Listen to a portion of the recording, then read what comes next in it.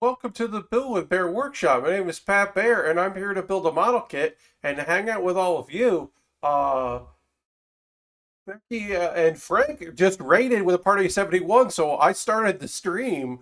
Hey Pat, I gotta go make dinner. Have a great stream. Well, you have a great dinner. Thank you so much for this huge raid. I'm going to turn my mic down a little bit, and welcome everybody. Yeah, normally I like let the stream kind of run for a couple minutes, let people kind of ease into the old channel and all that. But then it was just like, oh, you've been raided by a big party. So I didn't want to have you all sit here for a couple minutes. So we'll just hang out in the intro zone, I should say. Um, my name is Pat Bear. If you're new, here's what the channel is. I build model kits and Lego sets.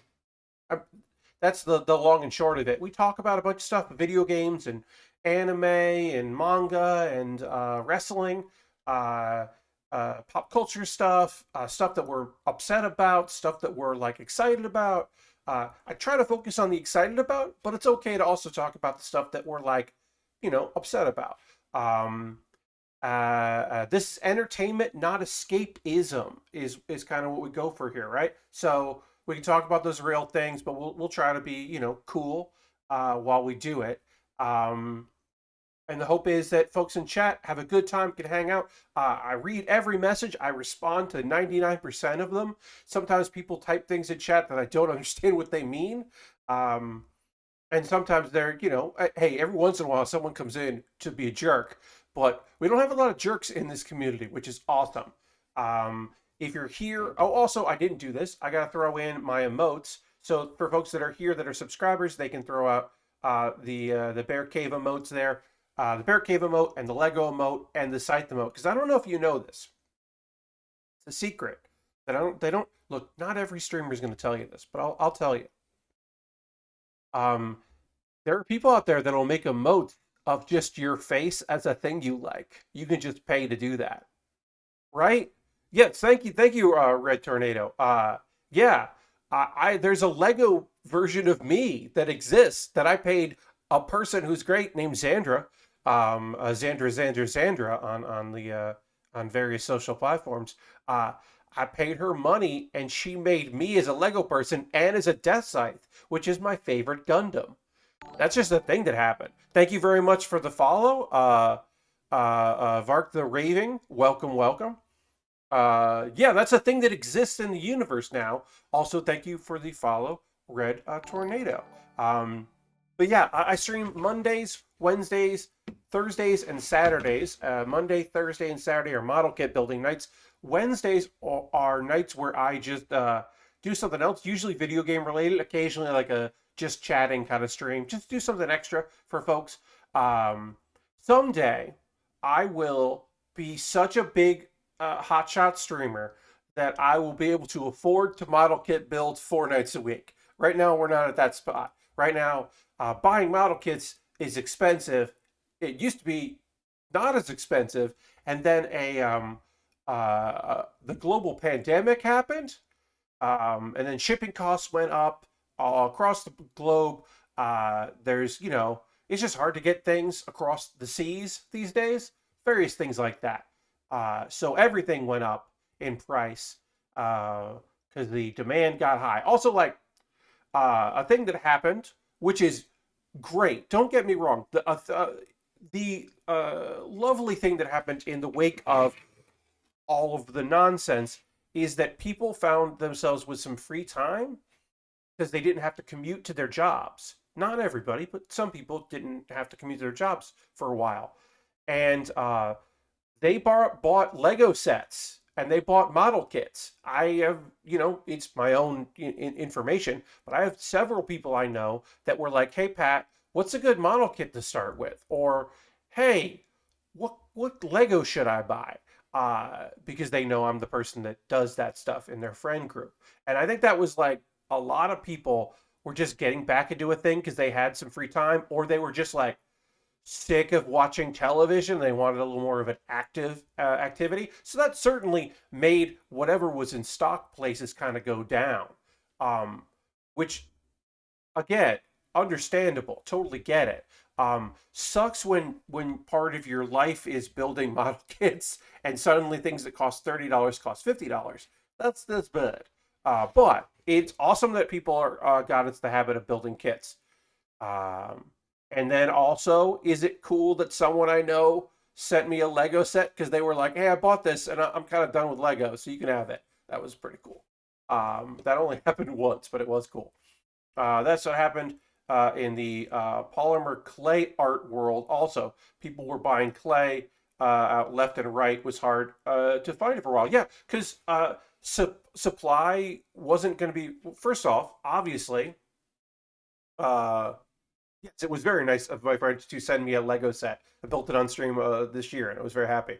Um, but yeah, obviously, right? Like people are getting into a thing. We got a second raid already. Lord Crashington says, at least with Lego, the bigger sets were always pretty expensive. Indeed, the Lego, it was just a supply issue. It wasn't really a price go issue as well. But yes, welcome to the Bad Gunpla squad. Welcome, welcome. Hello, everyone. For those that are new, I got a double raid here. We haven't even got really started with the stream yet. We got a lovely 2 raids, which is fantastic. My name's Pat Bear. If you haven't seen me before, I build model kits and Lego sets. Tonight we're working on a model kit. We're working on the Seravee Gundam Scheherazade. Now, does it look like it should be Scheherazade? Yes. Is it Scheherazade? Yes. Was I wrong when I was calling it the wrong thing? Yes. Because I don't know my Arabian Nights, so that was my fault. But yeah, this is the kit we're working on tonight. We did the upper body, we're gonna do the lower body. But yeah, people were home, they were buying things, they were getting into hobbies. Either they had let go because they didn't have the time, or they just needed a new hobby. And then it was the global pandemic, so it wasn't like people were ramping up production on materials and things. They just ran out of them. Uh, and so it's like, and then, you're also like, well, I don't feel too bad about paying extra because it is for a small business. So that's good. It's nice to support small businesses. Uh, and now, if you want to buy things, you just have to wait forever for them to show up, be available, and then also for them to get to you because shipping is bad. Shipping is just bad everywhere all the time now. I'm going to retweet my tweet and we'll get to building. Get the model kit building here. But I'm going to go ahead and tweet out there because it is leg day and we got to work on this big friend here. But yeah, the 2 things you got to know about right now are mail things as soon as you can because it's just going to take forever for them to get there. You just got to put things in the mail now. Buy them now, put them in the mail now. If you're buying something online for someone, see if you can do it send it as a gift, and if you can have your shipping address be different than the billing address, just mail it to them. Because that way it gets there, and it gets there early. Okay, sure, who cares? They'll put it aside. But that would be my recommendation. And the other thing, is that like, hey, I tweeted about this. I'm going to say it right now. It's going to be an odd Thanksgiving for some people, right? Because, hey, not everybody stayed home, kept to themselves, their house, their bubble. Some people did travel and they did go places, but it was down overall, right? And it's going to go back up. The number of people traveling this holiday, Thanksgiving, Christmas, all that, right? Those holidays, like, we're back to it. There's going to be travel. People are going to go visit relatives, do the big things, make that happen, right? That's going to happen. It's important to recognize that you're going to have an uncomfortable conversation because statistically, you are a younger person than the rest of your family. I'm sure there's some cousins out there, whatever. You got younger siblings, all that. But statistically, you've got older relatives, and you're the person that understands what Twitch is. So you're already more tech savvy than most people in your family, right? So statistically, it's fair for me to say you're the person that's going to be asked some tough questions this holiday season. And so you have to be prepared that you have to explain what NFTs are to your family. Because, look, I'm not saying your family watches any late night television, but statistically, some of them watch Jimmy Fallon if they watch anything, and he's getting into NFTs. So if he hasn't already, he's going to talk about them. The radio, talk radio that your folks listen to. There'll be a reference on a sports game of someone talking about NFTs, and they're not going to understand what that is. And you already tried your best to explain what Bitcoin is like a couple years ago. You had to do that already. So it's coming back. You're going to have to do this again. And look, maybe you don't have an opinion on NFTs, but you also have one because you're the tech person in the group. So in your family, so you got to explain what the deal is, and you got to tell them as little or as much as you can. Because right, like you honestly just have to be like, hey, remember when I tried to explain crypto and it felt like a big scam? Like that's all you really need to do is say, um, it's a classic scam, but it uses technology and buzzwords that people don't quite understand. But it's just a fancy new kind of scheme. And they'll get that. They'll understand that. They're like, yeah, it's a pyramid scheme for people that like think they're very smart. Because that is a brilliant and dangerous component of scams like this. Is that it's people thinking they're getting in on something, and like it is the thing, right? Like an element of this, it isn't just that it's a scam. It's that there are people who understand that it's like, even if it isn't a scam, get in there. Oh, Lashbrick's here. Hey, Lashbrick, welcome.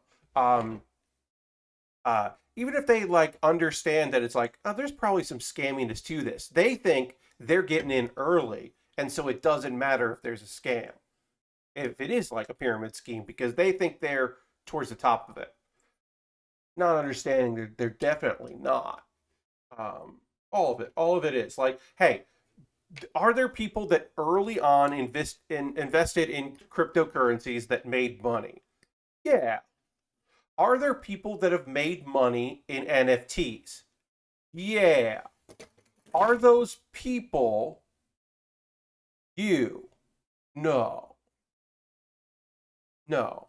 I mean, honestly, with NFTs, uh, a thing about the Board 8 Yacht Club or whatever that is very fun. Besides the fact that it's clearly a scam and nonsense and whatever, and also none of those things look good or are interesting, is that the artists that made like the people that made that art got paid a one-time fee, and they didn't get paid much to do it because even NFTs don't actually help. Like the thing that folks that are saying like, oh, because it's on the blockchain and it's ownership and this is like putting the power into creators because there needs to be a system and all this stuff that like literally a friend of mine was trying to tell me as she was talking about how great NFTs are for artists. It's not most because you're not minting your own NFT, and maybe some people aren't minting their own NFTs. Most of the time, you're going through somebody. You're being hired to make an NFT uh, by people.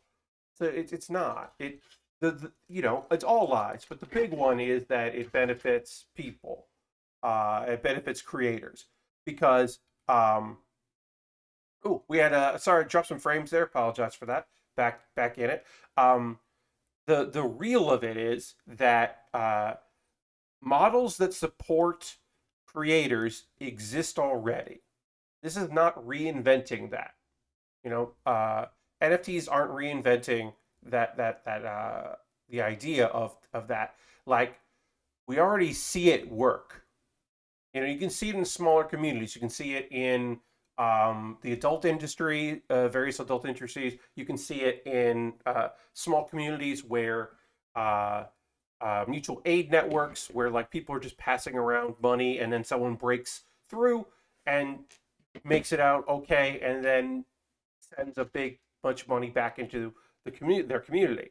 That happens pretty consistently as a way to continue to support people and that kind of thing. Like your Patreons, your Fansleys, your OnlyFans, coffee, all these things that support people that are trying to make a living.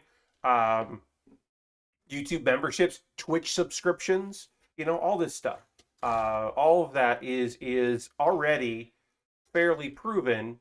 Then instead of looking for new ways to do it, we should be trying to invest in better ways to do it within the things that already exist. As I've said, uh, you know, OnlyFans backed off of some of their adult restrictions, but that doesn't mean they'll always will. Um, Fansly right now is the alternative to OnlyFans, where they seem to really care. But also, OnlyFans was the place that welcomed all the adult industry folks when they left Patreon. So who knows how long this will be the case for those fine folks. The actual real thing is uh, having some sort of co-op situation for adult industry folks, and that is owned and operated is probably the way to go. Easier said than done, certainly. But anyway, uh, all of it is bad too. It's all just bad scams. It's a real bummer. And then we get to consistently be disappointed in people who are not paying close attention to either. They're not paying close attention to anything that they do. So when somebody comes to them and says, "Hey, we're going to do this thing," they just say, "Sure, okay, whatever. I trust you. Whatever." Because hey, maybe Tony Hawk is really excited about NFTs, and that sucks. Or Tony Hawk is just like, sure, okay. Well, it's a thing, and it's one of a kind, and people pay money. Okay, yeah, all right. I trust you. You've done these other things in technology I don't understand. Okay, which sucks, but sucks for different reasons, right? Uh, it's I don't know. I will continue to be disappointed by these things, certainly, and I think in my opinion, in a way, we should be disappointed, and we should say call it out when we see it. But we are hitting a reality where their money changes hands, and until it becomes very costly to do that, or somebody with some note gets completely scammed, it's gonna be a while before we see people being like, "Oh yeah, sorry I did an NFT. Sorry I did a Sorry I did a Bitcoin blockchain nonsense thing. Sorry I made my own bucks. Sorry I made bear bucks." But you know, hey, you can get fabulous prizes and unlock NFTs with Bear Coin. So get in on that. I'm not doing an NFT or any kind of points or anything like that. Don't worry about it. The only uh, fake currency I accept over here is cheer bits. If you want to do a cheer bit, bits and coins always appreciated. I can't use it. The thing about those is it's literally translated into money that I get paid because I'm an affiliate here. So it's not like it's not on the blockchain. And it also, I don't have to, they're not companies stuff that I have to use in the company store. It's not that kind of thing. They literally just transfer it and exchange it into money, and I get that money. Um, so it's appreciated. Speaking of which, did want to mention, you can see above me, we're at 49 out of 50 subscribers tonight. The goal is to hit 50 subscribers. That's a long-term goal. That's not a short-term. That's not, we have to do this tonight. I always like to be at about 50 subscribers. It's nice to hit that number because it just always means I get a decent payout every month from Twitch. So that is the thing. I don't, I haven't been like, okay, well, we hit 50, so the next goal is 60. We're not doing that. I'm just saying we're at 49 out of 50. I'd like to hit 50. If you want to become a subscriber, that would be rad. If you want to convert a gifted sub that you were given previously, you could do that. If you want to gift a sub to somebody in the community, you can also do that. If you do not want to do any of those things, cool. Also okay. You being here is great. You hanging out. If you want to give me a follow because you came in as part of one of the 2 raids we had tonight, which are awesome, you could give me a follow, and that would be great. But you don't have to worry about either of those things if you don't want to. Lord Crescent says, Pat's on the bear chain. Yeah, no. No, I'm not. I'm not doing any kind of anything, which is great. It's awesome that I'm not. I'm happy for myself that I'm not invested in any of this nonsense. Uh, we're working on the legs here of the Scheherazade, um, which is the Seravee with a bunch of extra stuff on it. I mentioned this on Saturday stream. Some of these parts are from the year 2008, and some of these parts are from the year 2018 when this kit was released. And that's, I think, just cool. I think that is very cool that some of these parts are 10 years apart. Most likely, these were run off again in 2018, but they were designed, the original design template of this sheet is from 2008. And that is, I don't know, I think that's cool. I like that is 10 years apart. And then this was one of these polycaps is from 1999. Not actually, but this polycap set for high grades was designed in 1999. And I just think that's cool. We won't use a lot of these. I've got 2 polycap things here, and that's weird. It's very strange, but I don't mind it. All right, let's get back here working on our legs. This foot is so weird looking because it's like a claw. I don't know. I like that. Hey, thank you for the follow, Rye Hill Chai Bulls.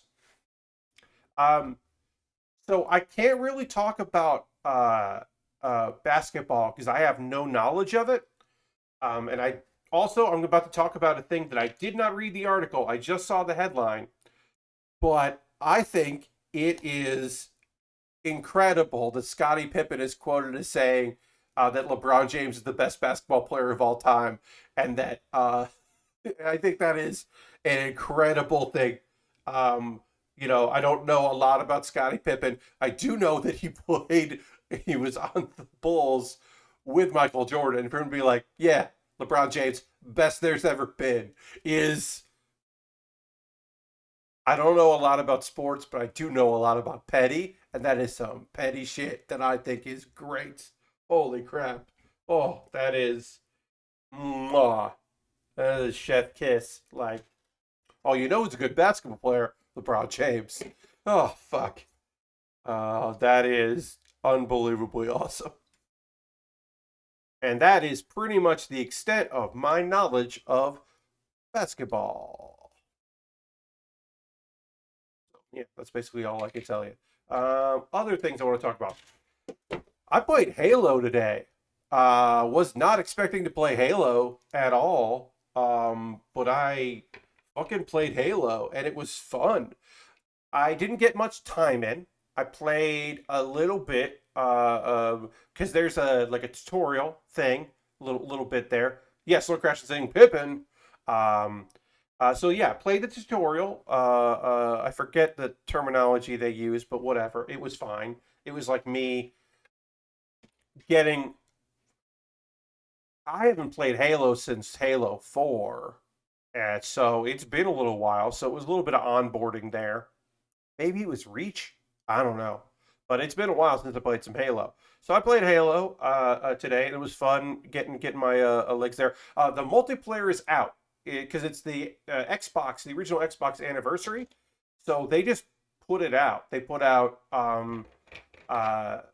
basically the multiplayer is out there. You get some training stuff.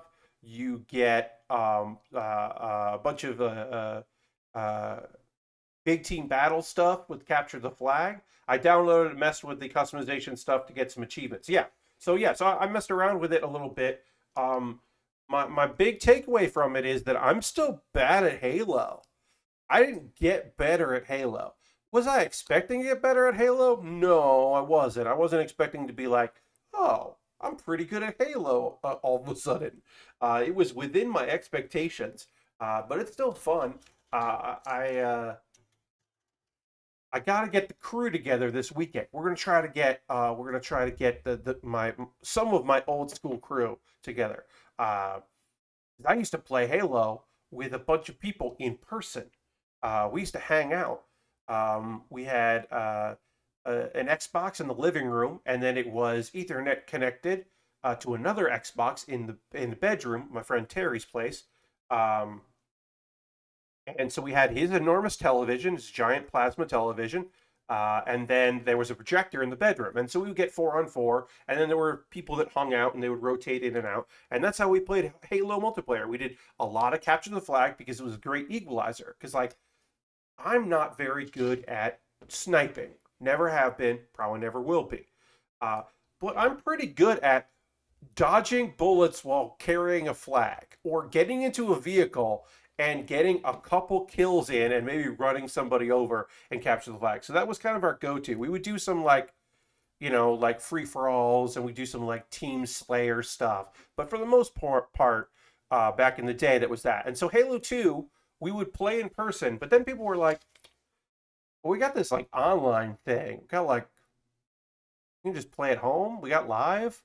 And so it wasn't the same with headsets. It just wasn't the same. It was still fun, but it wasn't exactly what we all kind of wanted. And we would do like Halo days where we'd like get back together and like get some playing in. Did I do this wrong? I did this wrong. I have this part connected wrong, so I got to pop this open and fix this. I got to fix this. I got to take this off and take that off and take that off. I figured this out too late that I put this on wrong. So now I'm going to use some tools and get this going. I had one good game of Halo in the series, MP history. And John says, I'm a Team Slayer man. I understand. I get you. I like Team Slayer too, because, you can like roll around with your squad and get some stuff done, get into some fights. Maybe have one person on your team or two people on your team out there kind of doing solo, getting some stuff done. Maybe you and your friend, you're playing against your friends, at home, and you have somebody who can like, we can gang up on the person that's very good, put them with the people that are not good. Oh, I was always on the team with some very good people because they were compensating for me not being good at it. Um, I was living in the dorms in the 360 era, so it was like 8 people all yelling next to each other. Oh, yeah, yeah, yeah. Very good stuff. That's some good times when you can do that stuff. Um, for me, that was playing Team Fortress, the original Team Fortress, because I'm old. My college, the year I spent in an actual college was with the T1 connection um, and doing networked Team Fortress, playing against people in deathmatch stuff. That was our go-to back in that day.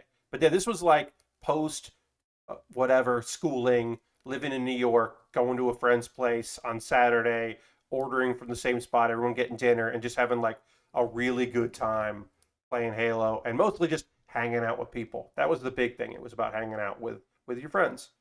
Um, I remember having sick plasma nade skills. Oh, grenade skills. Yeah, yeah, yeah. In Halo 1, and then never again. Um, I got pretty good with like the Needler. I got pretty good with the Needler in Halo 1. I think I did. Maybe it was Halo 2. I don't remember. But I feel like I got pretty good with that. Um, I mean, inside a base with a shotgun was definitely my sweet spot. Like, surprise, I have a shotgun. Uh, you turned a corner and you're carrying the flag, and I'm hitting you with a shotgun. Like that was my big maneuver, my big pro strategy was hanging back. Or, oh, you got the flag? Well, I'm going to pop up to the top of this base and shoot you as you're running away. And hopefully I don't get shot before I shoot you.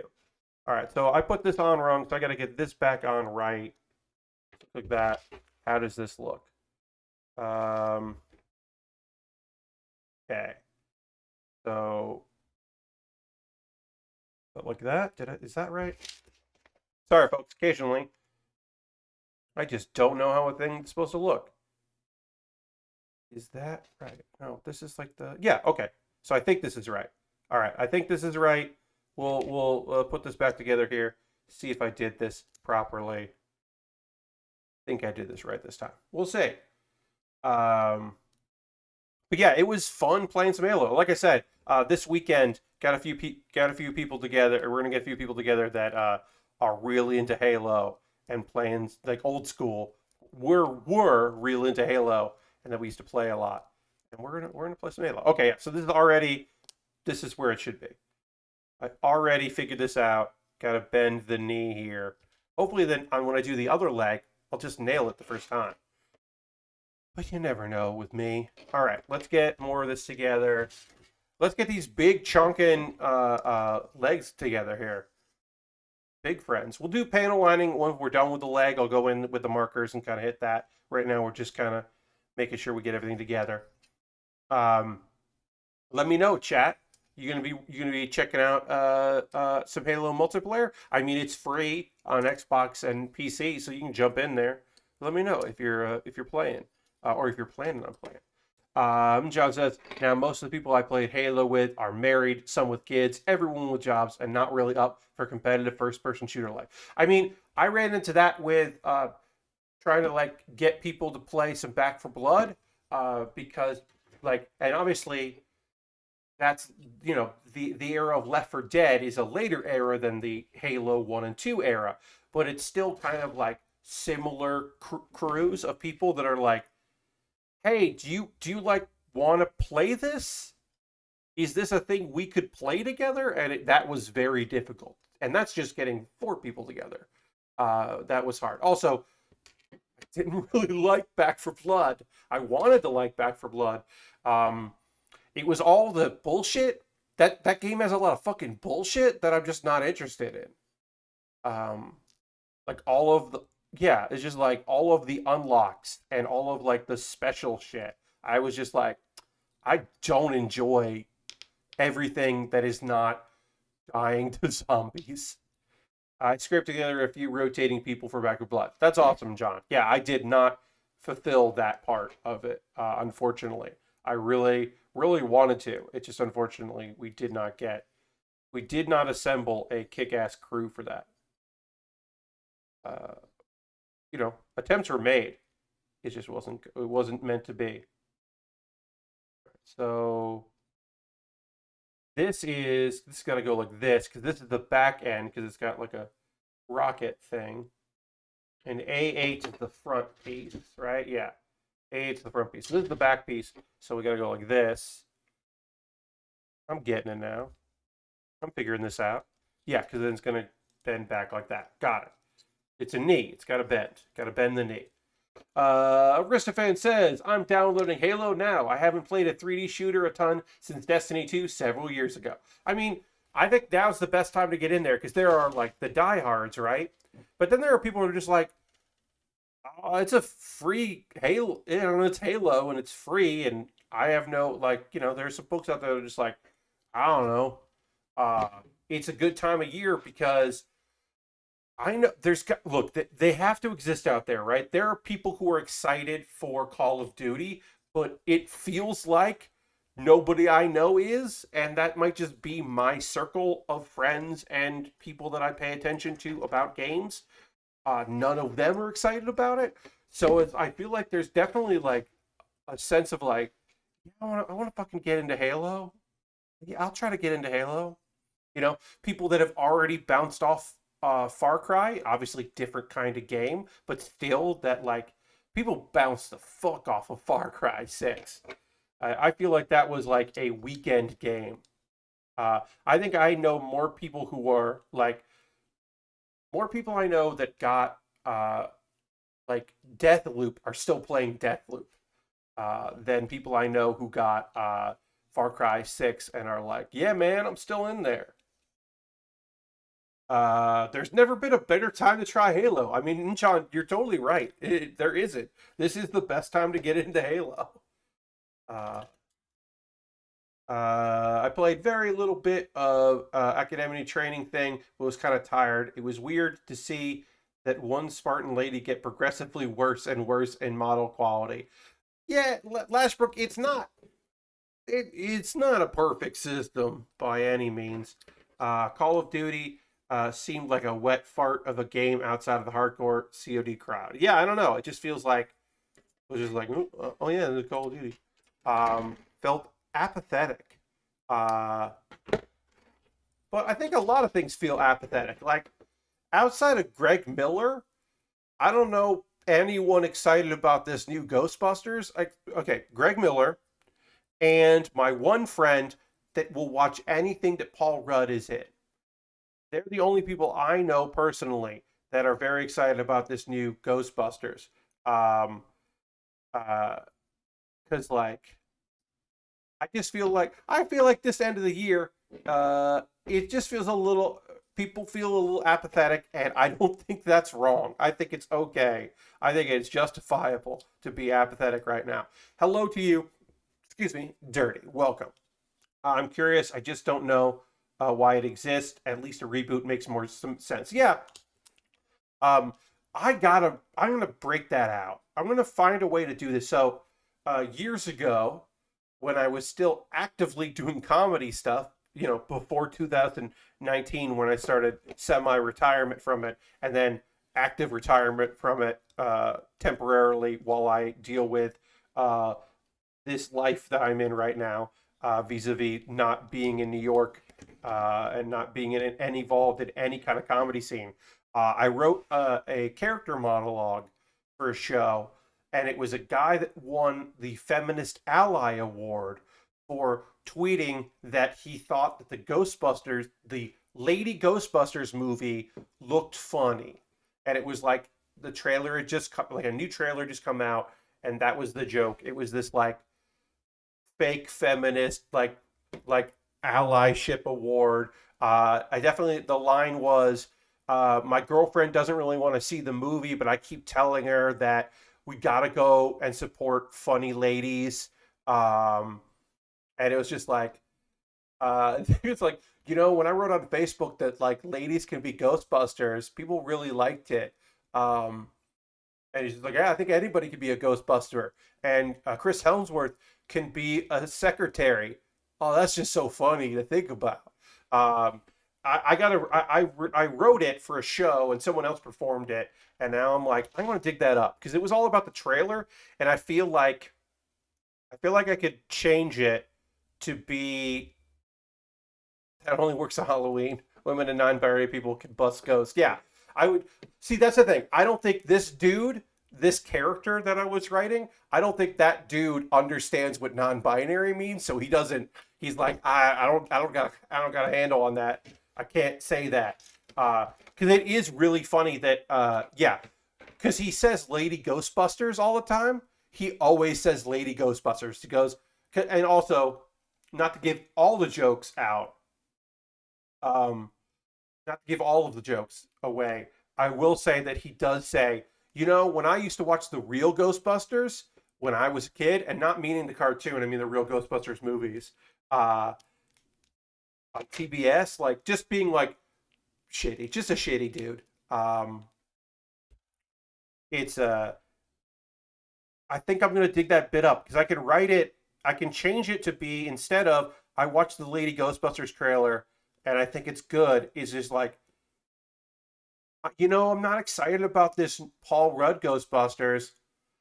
I don't know about you, but I thought the Lady Ghostbusters movie was good, and just kind of go off that. Like that's the angle. Is this guy was saying like, just like very much like whatever.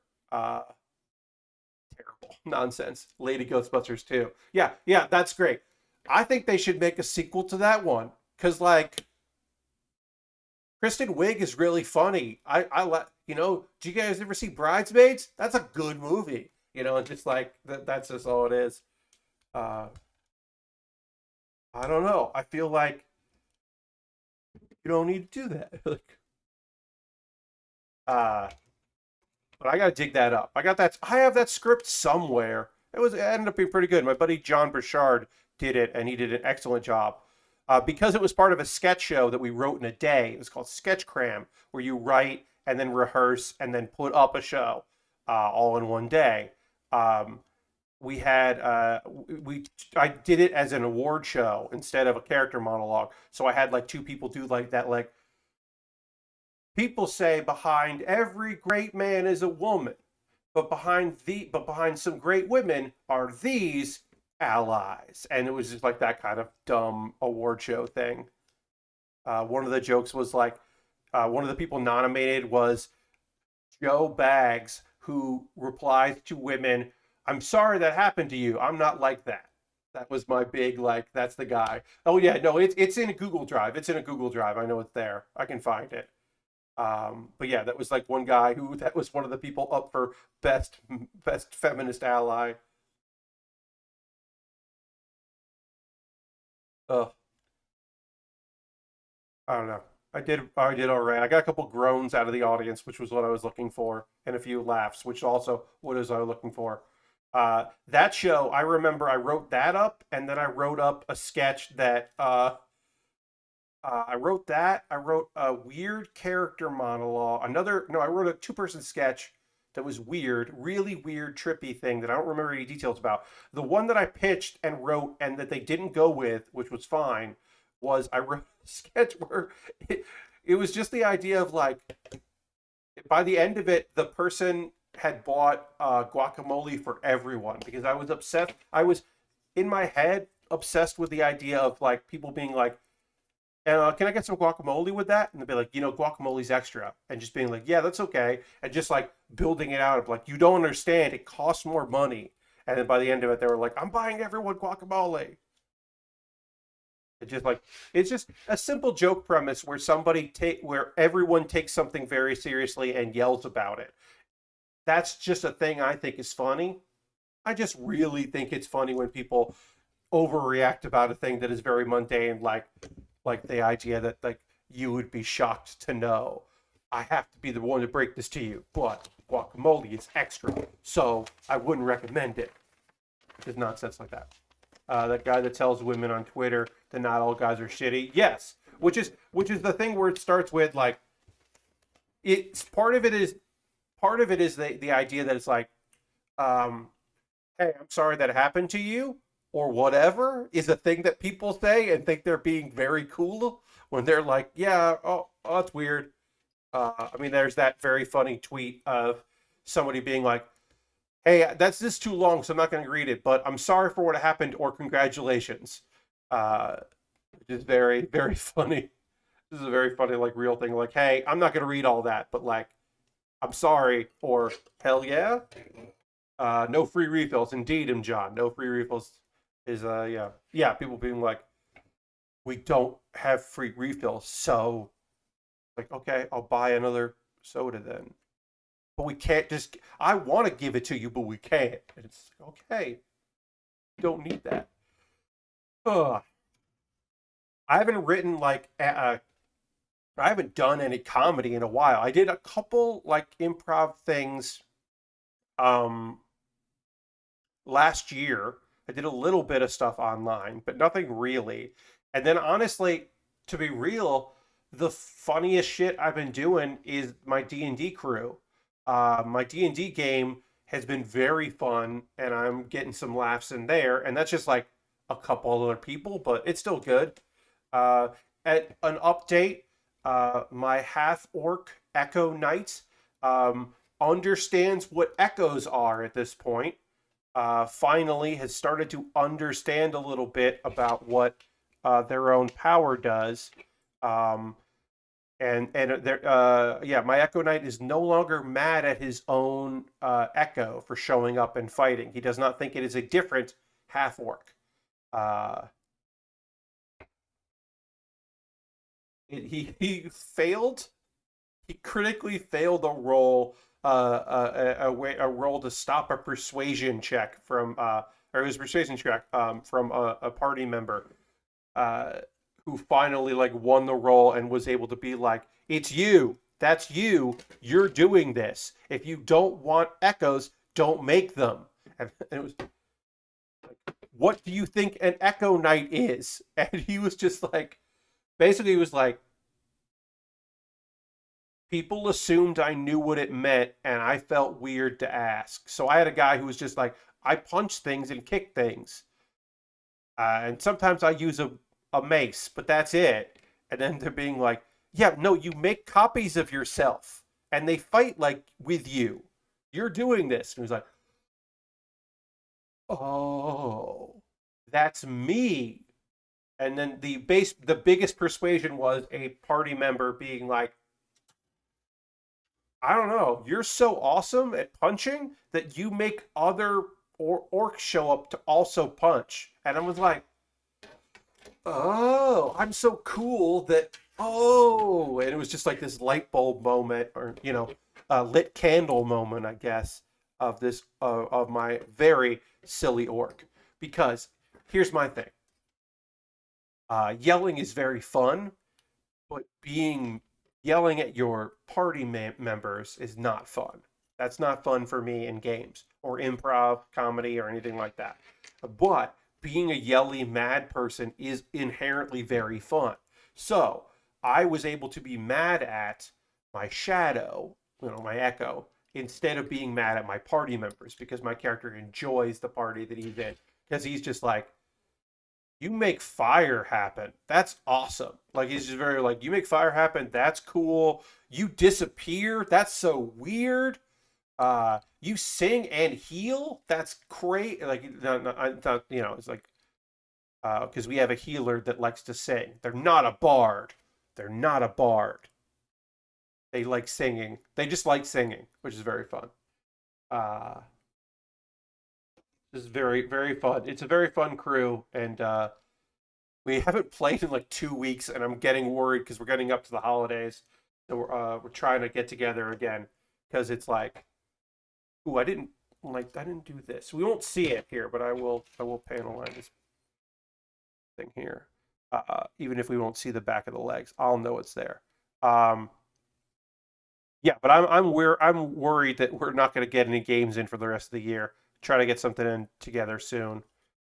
Hopefully this weekend. I think we're all together this weekend, which would be great.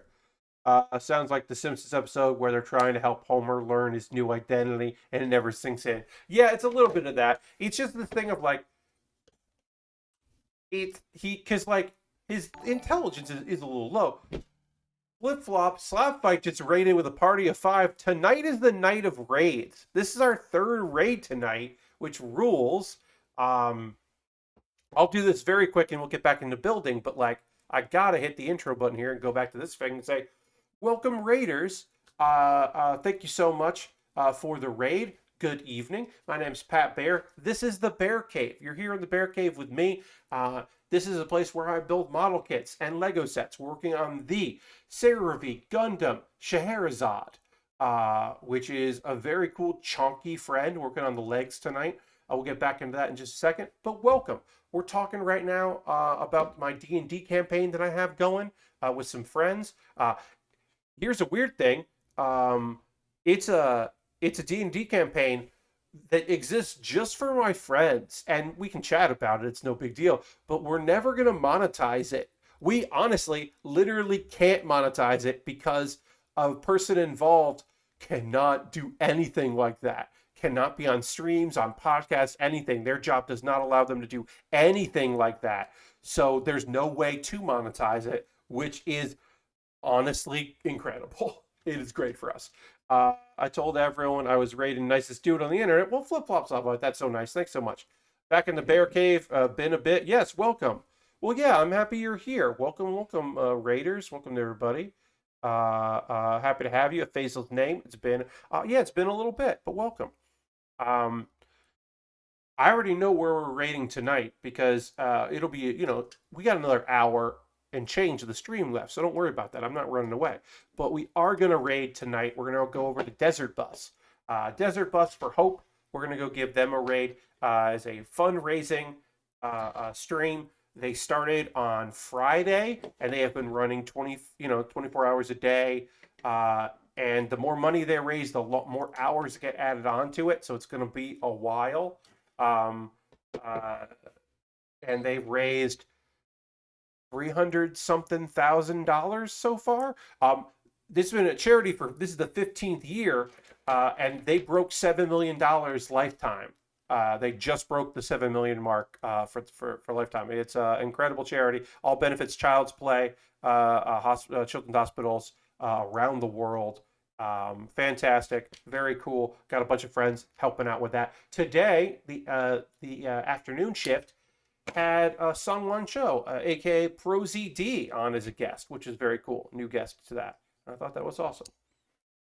Um, but yeah, some of it is in person, some of it is all with people in their homes. They're kind of doing a mix. It used to be an all person event, and then last year they were like, we can't do that, and this year we're like, we're gonna do half and half, which I think is reasonable. I think that's a reasonable thing to do. Go back up here. But yeah, big charity event, so we'll go and raid that at the end of the stream. Because I just been watching it, and my friends are in uh, the large portion of people I know in the organization, because it's mostly people from the comedy collective Loading Ready Run and some other stuff, but it's a lot of Loading Ready Run people that I know are in the night watch shift, so we'll go hang out with them. Then I'll try to get caught up on what I missed, because there's always something. You just miss something. You can't watch all of it. Like, I'm been streaming, for an hour, almost an hour. So I missed whatever happened while I was doing that. And I'll stream for another hour and I'll miss that stuff too. And that's okay. You can't watch everything, and you shouldn't try to. I'm just jumping steps here. Working on the other leg, and I'm just like, oh yeah. Well, now let me grab that piece that I didn't build yet. That's very funny. Got sidetracked, I guess. In the second hour, when we get into that, I will be talking about some manga that I have been reading.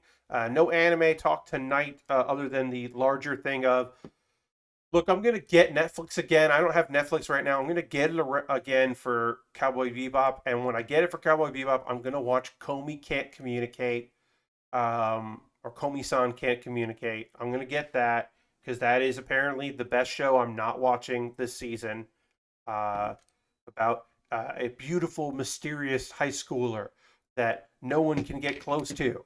And it turns out no one can get close to her because she's incredibly shy and socially awkward. But our goofball main character kind of like makes it his mission to be her friend. And then his weird friends become her friend as well. And there's like the best friend that is like a force of nature and just is like a weirdo. And then there's like the girl that is in love with her and is like very jealous, and so she becomes the friend. And then there's a girl that like, there's always one character in a comedy that in it, not this is in an anime, there's always like that one character that you're like, this show is very fun, except for this one characterization that sucks. And this particular show, there is a girl that really wants Komi to be mean to her and wants to be like her pet. And it doesn't fit with the tone of the show. In the clips that I have seen, it does seem to be that the joke is that this doesn't fit, but that still doesn't make me like psyched about this bit. So I was like, oh, okay. I hope that's the minor part of the show, and mostly it's just like this this girl being happy to like make friends and trying to do stuff in the school and have like a social life. Lord Crashington, I have seen Carol and Tuesday. I did. Because I go through bouts where I get Netflix and then like watch a bunch of shit that I didn't watch when I didn't have Netflix. And so I have seen that. That's very good. Obviously, the music is incredible. Holy shit, the music is incredible. And speaking of music, I don't understand this Netflix like promotion idea where they keep wanting to show us the cool live action scenes of Cowboy Bebop compared to the animated scenes, and it's just like, why would you do that to yourselves? Just put Tank over footage, the new footage. Don't compare it to the old footage because it doesn't look good compared. It's just like, look, don't remind me that I can on Netflix watch the original, or on Funimation I can watch the original. Like what are you doing? Why are you doing this to yourselves? Just show us Cowboy Bebop better. Yeah, Yeah, don't do the let other people do the every scene comparison. Like, like why are you I because to me it's like, oh, they're trying to get ahead of that by saying, "Oh, we did it for you so other people won't do it." But it's like, yeah, but like it's not you're not doing a good job that way. Like people do that because they want to dislike a thing. You can't do that and be like, "Hey, here's how good we are. Check this out." Because it doesn't work. You're not like winning people over that way. You're just like reminding them about the good show. So strange. But I will check it out because I am interested in finding out what that show is going to be. Uh,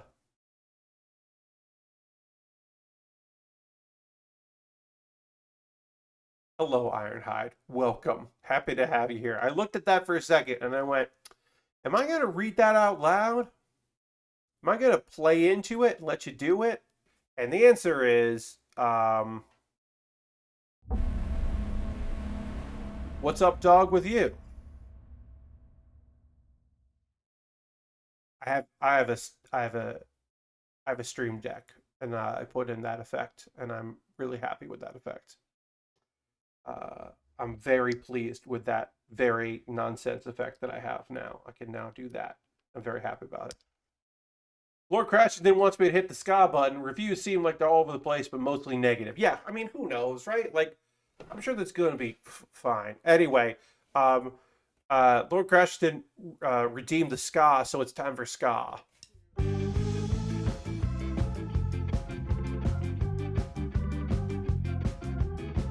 Can't see it, but my legs are moving. And I think monthly I'm going to replace that song with another ska song that won't get me DMCA'd. So look for that. Yes, you're home at last, indeed. Yeah. Good bit of nonsense. Yeah, ska song. Yeah, ska song of the month.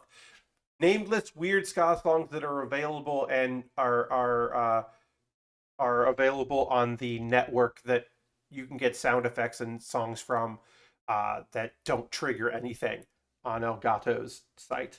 Um, yeah, it'll be ska too. I'm doing all right. Yeah. Every stream needs a ska button. It was just one of those things where I was like looking for sounds and sound effects to fill out the sound effect portion of my Stream Deck page because I got one page for sound effects. Um, yeah, it doesn't have enough horns. There's also some kind of like two tone, and there's some like reggae. It's like more like Jamaican ska. Its roots. So there, we will have more. Okay, I'm going to try to put this together right the first time, so I don't have to put this together wrong again. Let's see if I can do that. Can I put this together properly the first time? I don't think I can, but we'll try. But yeah, Dirty, you're right. That does need more horns, but it's still good. Um, did I do this right? Looking at it, no. Put this on wrong. So I gotta try to do this here. Every once in a while, I do end up with just a piece that I'm like, okay, well, I thought I did this right, and I didn't. I'm gonna get my tools out here. It's okay, it happens. I got some tools to kind of wedge stuff in. We will take a pause for the calls in a minute or two. I'll talk about ways you can support the channel. We'll go through all of that, and then we'll get back to building. Talk about some manga. As I said, I'm not reading, not watching anything right now that I'll talk about. But yeah, I'm really only watching like 4 shows this season. This for me has been a rough season. I know some people are enjoying their anime this season, but I'm not as much. Yeah, just not as much. Not enough that I like. But I was starting to go through my list. So I should say this: I have not been asked by any website that I have been associated with in the past, or will continue to be associated with. I have not been asked by any sort of website to do a year-end list where I would talk about anime that I watched this year. Have not been approached by anyone. Have not talked to anyone about doing that. Maybe I will, maybe I won't. If I don't do that, I at the very least will do a list for myself. So I started putting together like what are my favorite shows this year, right? And like, can I put Faraway Paladin on there when it's only 6 episodes into a season, in the first season? Probably not. It's really good, so it's like temporarily in there. But when I put together my like, let me go through the seasons, let me write down all the stuff I liked. Um, I ended up with 16 shows, which is too many shows. And then I was like, okay, I'll go through another pass. And now I'm at uh, uh, 11 shows. So I'm down to 11 shows. Haven't thought about order, but I wanted to get some of it done because I'm going to have a busy November or December. November's been pretty light, but December's going to get busy. So I'm like, I need to get some of this done so that I can get, ahead of the game. Uh, and yeah, right now, like tentatively, my 11th choice is Faraway Paladin because there haven't been enough episodes for me to really legitimately say it's one of my favorite shows of the year. It is really good and it's clearly my favorite show of the season. I know that, but I can't for sure say, well, that's like the best show that it is really good, but it's not. I can't say it's the best or one of the best. Um, but I got the usual suspects on there. The thing, like some of the things you would not be surprised about. Now, when I had to start ranking them, that's going to be a little tricky because I don't know how I'm going to do that. It was a really good year for anime.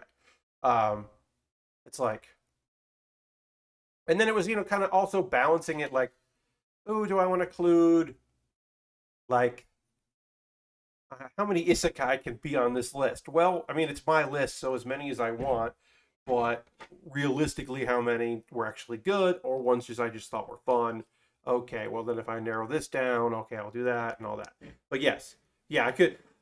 John, I could do the 10 best isekai if I wanted to. I'm also going to do a video that is superlatives, which is like just like you all know from like yearbook superlatives and that stuff.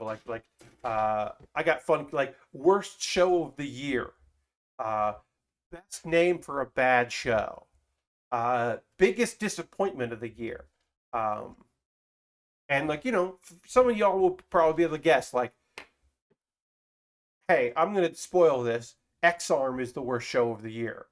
Uh, uh, yeah, I think it'll be fun. Like, look, there's been a couple shows that tried to be as terrible as X Arm is, but maybe they had like good music or like good voice actors. But X Arm is exceptionally terrible. It's unbelievably terrible. A Record of Ragnarok is up there, but Record of Ragnarok is still not as bad. And I think X Arm is worse because Record of Ragnarok's manga is nonsense. So you can't make a good and like. There's no way it was going to be good. There are people who really liked the manga for X Arm and fans were disappointed. And then people who didn't know what it was were like, why is this a thing that I'm looking at right now? What is this? So I feel like that's a no-brainer for that category. But yeah, I'm gonna give pros like yeah, like stuff I liked. I'll give my like I might give my like show I like the most that I can't recommend you watch. Like I'd have to come up with a name for that, but like because there are a couple shows that I just I just can't defend them. They're not good, but like I like them. Uh, so it's always nice that I think everybody has those things where they're just like because I don't want to call it a guilty pleasure, but it is a thing where I'm like, there's no way I can tell you to watch this, but I like it. I have a few of those shows in my life. All right, we're gonna panel line this once we come back from our mini break because we got to take a pause for the cause. Talk about ways you can support the channel. Then we'll panel line this, and then we'll move on to the next portion of the build, which is, I believe, the waist, so that we can finish this body unit up. We gotta put this together here. Yeah, got 2 legs done. Legs are done. All right, so if you're new to the stream, I'm going to talk about a few ways you can support the channel. All of what I'm about to say here is optional. This is my ad break, my pause for the cause, is what I like to say. These are just like opportunities for me to talk about ways you can support what I do here. I'll try to keep it very quick. We'll get back to building very soon. But I'm an affiliate, and there are ways that you, if you would like to, can support what I do here. The easiest way to support me here is to subscribe. $5 a month. And let's throw the Bear Cave Lego Scythe emote. Last book I already did. You get these very cool emotes. If you're tier 2, you get the Scythe emote. Tier 1 gets the Bear Cave and the Lego Pat emote, or Lego Bear emote.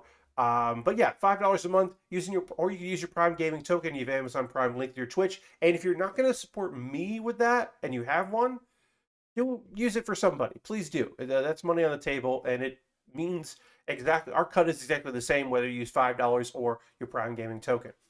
You could gift somebody a subscription if you wanted to. Gifting a sub is an easy way to support what I do here. You could, do an anonymous gift. You could do something. We'll give you a shout out. If you do that, bits and coins, always appreciated. You could join the gift sub leaderboard, or you could join the bits and coins leaderboard, and I appreciate that if that's something you're interested in doing. Again, you don't have to do that, but if you want to, it would be great for me. I also have a Patreon. You can find all the links here in chat, and you can also find these links if you're watching this later on YouTube in the show description below. What's up, YouTube? Yeah, my Patreon, patreon.com/PatBear. There's a $1, a $3, a $5, and a $10 tier. Try to move it around there.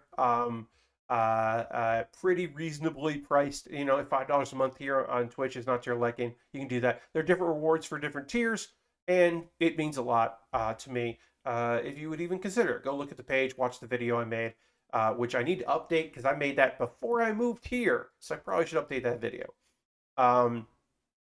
They probably say like, I'm a New York comedian, which I'm a New York comedian that doesn't live in New York. It's not the same. Anyway, I also have a YouTube channel, as I mentioned, and you can subscribe to my YouTube for free if you wanted to, but you could also join my YouTube. Because here's the thing. I put out videos on my YouTube every Wednesday. I do a weekly Wednesday series. But if you're a member on my YouTube, you can watch that video on Tuesday, $2 a month, and you get a video a day early. It's a little thing. But yeah, I'll have a new one on Tuesday, and you could watch that if you wanted to. And it'll be, for everybody else, it'll be on Wednesday. Also, direct donations. Here's a way to do direct donations, because everything I make goes back into this business, I should say, the building business. So everything I make through direct donations, through YouTube, through Patreon, and through Twitch goes to buying model kits and equipment. The Stream Deck came from your lovely support. This kit did not come from that, but many kits that I've bought, including the kit I'm building next, the RX-93 V2 high new real grade. The high new real grade is coming. That was bought because I have some money in an account thanks to your generous support. So those are various ways to support what I do. Now, actually, this Scheherazade came from my Amazon wish list. I have an Amazon wish list, and if you buy something off my wish list, I shoot a separate YouTube video about it and be like, unbox it. It's in my kind of like mailbag video, and then it jumps my backlog. It jumps the queue, and it becomes the next thing I built, because that's the least I could do if you're going to buy something off my wish list. And I've got Lego sets on there. I've got inexpensive kits, expensive kits, kits that are never on sale, stuff that doesn't have, that has Amazon Prime shipping, stuff that is like, why is this 50 something dollars? That doesn't make any sense, but it is. Don't know. Yeah, why is this kit $55? I don't know. And then some equipment at the bottom, because sometimes it's nice to buy gear if you don't know what to buy, but you want to support what I do. You're under no obligation to do that, of course. And an alternative to Amazon is to buy a gift card to USA Gundam Store. They're a local business out of Florida. Or sorry, not a local business out of Florida. They're a small business out of Florida. They are local if you're in Florida. USA Gundam Store, you can buy a gift card there and then send me a DM on Twitter, because my DMs are open. We're going to get back to building in just a minute. Couple quick links. You can join my Discord. It is a very chill Discord. I post build photos at the end of every stream and links to my videos when they come out. So if you want to avoid like Twitter, you can just join my Discord. And then other people post stuff that they're working on. If you've been working on anything lately and you're in the Discord, please post in the build photos tab there. I would love to see what you're working on. It's always fun. Um, you can also tweet at me with that. You don't have to be in the Discord if Twitter is your better thing and you want to send me photos of what you're working on. I love to see. Even if it's just like, hey, I opened this box and then like packaged it. I haven't built it yet. Like, let me know. A couple links to share with you. Pat Bear's Anime Club is my ongoing video series, and this one I talked about chill anime because not all slice of life is chill, and these are fucking great. So you should check that out. And then my Wednesday series, Best of Build With Baer. I'll have a new one this Wednesday, but the previous one was me looking at, as we were playing Pokemon, just like marveling slash feeling nauseous about the sprite used for Gloom. Gloom, the Pokemon that's having a lot of problems and is also having a great time somehow. It's both those things. Those are a couple links you can check out. We're going to talk about some manga. I'm going to drink some water and then get back to building.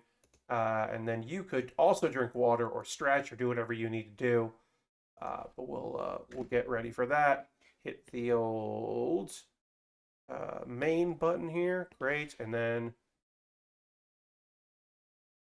here. All right. I'm going to drink a little water and then we'll get back to building.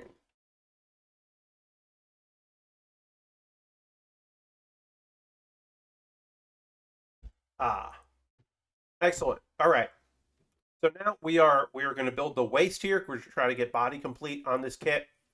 In this kit, we still have to do the waist. We have to do the weapon, and then we have to build the Ptolemaeus arms, which is just like this like system that comes in that is both like booster rockets and then also weapons.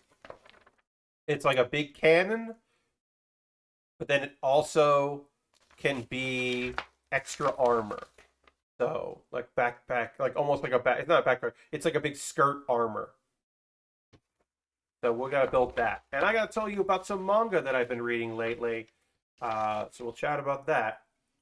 Okay, yeah, this is all done. Oh, I got to panel line this, so we'll panel line while I chat about some manga.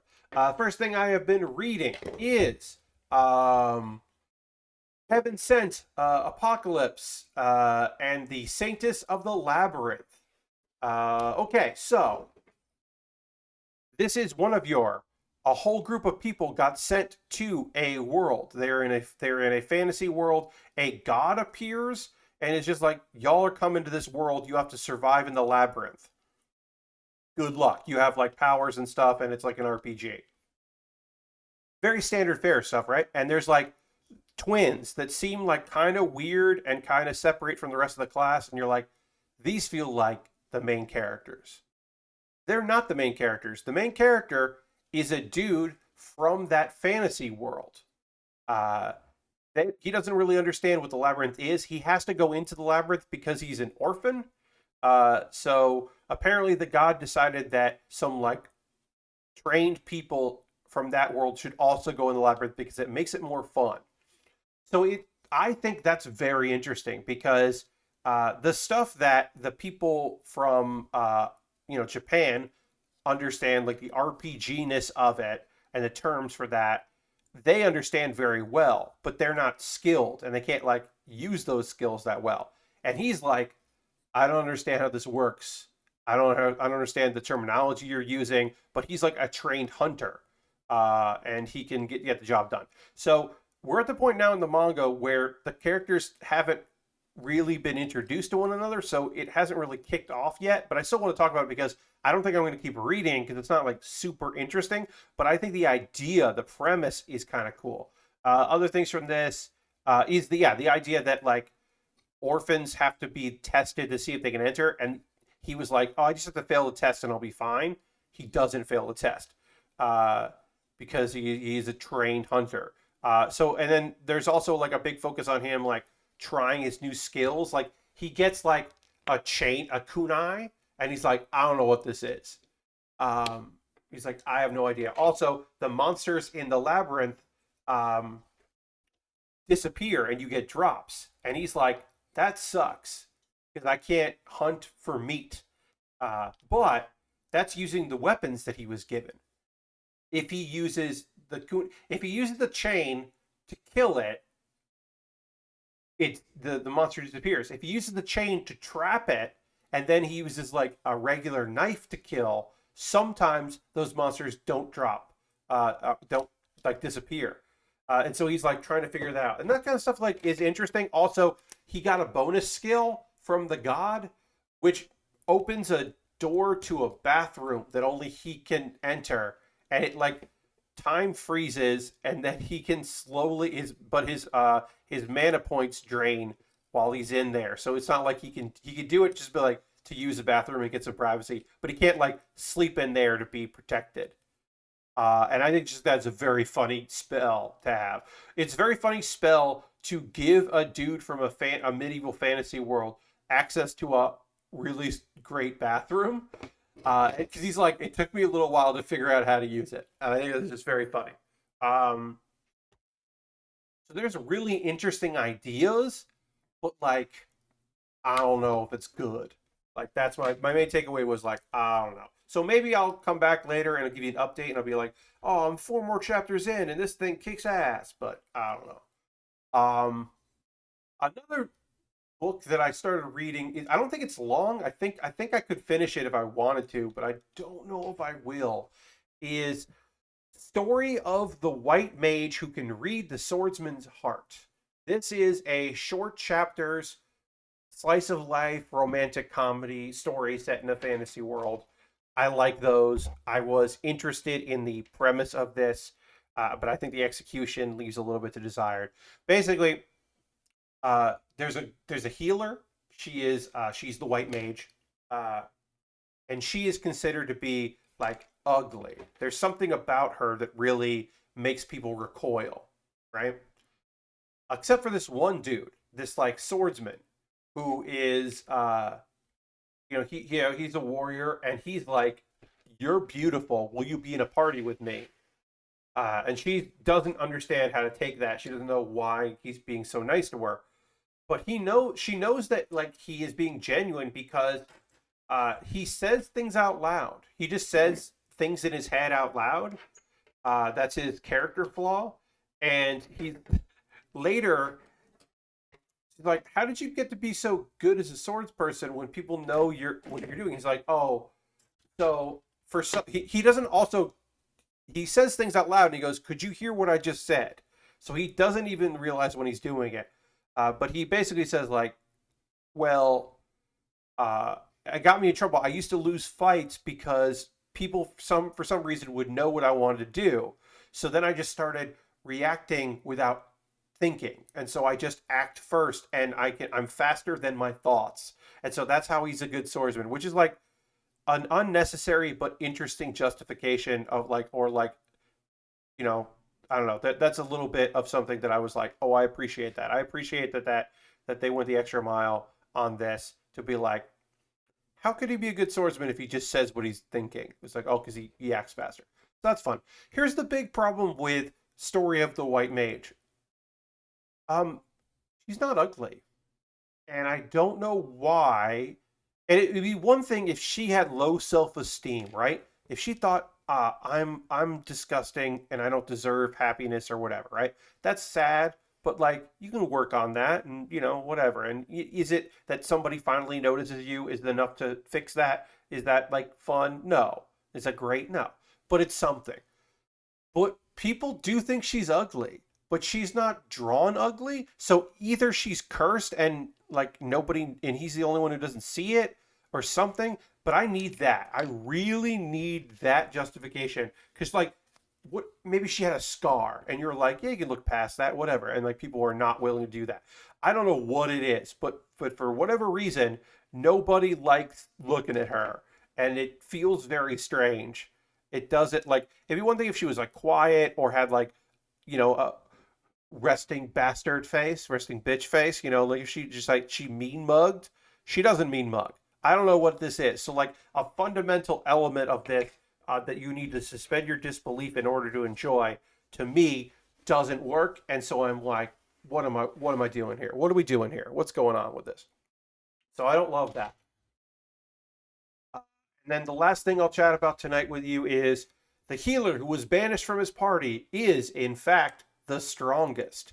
I don't think I've talked about this one before. I looked it up and I didn't see it, but I felt like I must have. So if I have, I apologize. Um, but it was on my list saying that I hadn't talked about it yet. I have a Google Doc with a bunch of stuff. Yeah, and it said that I hadn't. So um, basically, this is your standard, mostly standard. Uh, Dude was kicked out of the party he was in. This was like an A rank party. So it wasn't the heroes party, but they were like high ranked adventurers. He's a healer, but he can only use the basic heal spell. And so people were like, "You're bad at this. You can't do like area heal or like you can't heal people from far away. You just use the most basic spell." And it's a form of gaslighting from other people because originally usually it's they didn't recognize how good he was, right? And it is that because even if he can only use that one spell, he's incredibly good at it and he doesn't run out of mana.